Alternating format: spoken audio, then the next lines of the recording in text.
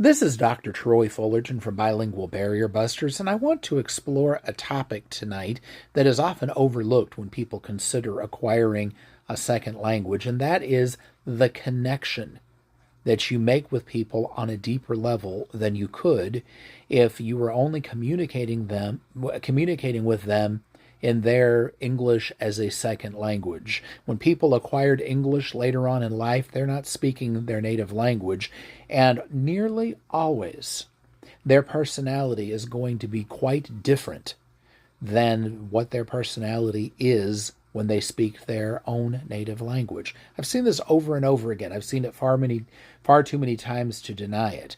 When you speak to people in their acquired English, they acquired that English later on in life. And if you can talk to them in their native language, suddenly you get a different take on them. They just seem different. Now, it was Nelson Mandela who remarked that when you speak to a man in a language he understands, that goes to his brain.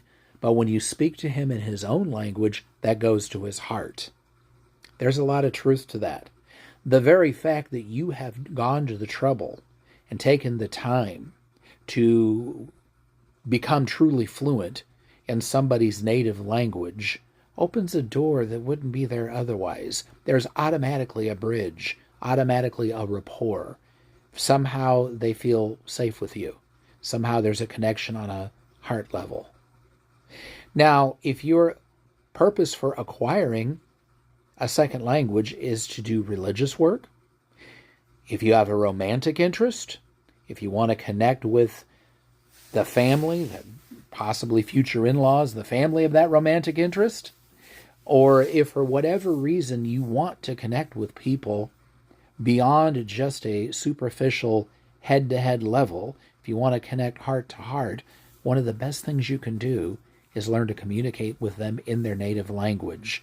You don't hear people talk about this often, but oftentimes this will open doors where people will give you considerations, do things that maybe they wouldn't do otherwise, even just open up to you and be friendly with you, if nothing else, just because they see you as somebody that has learned their language and therefore is somehow an ally on some level. I've seen this over and over again. Something to really consider when you're considering becoming bilingual.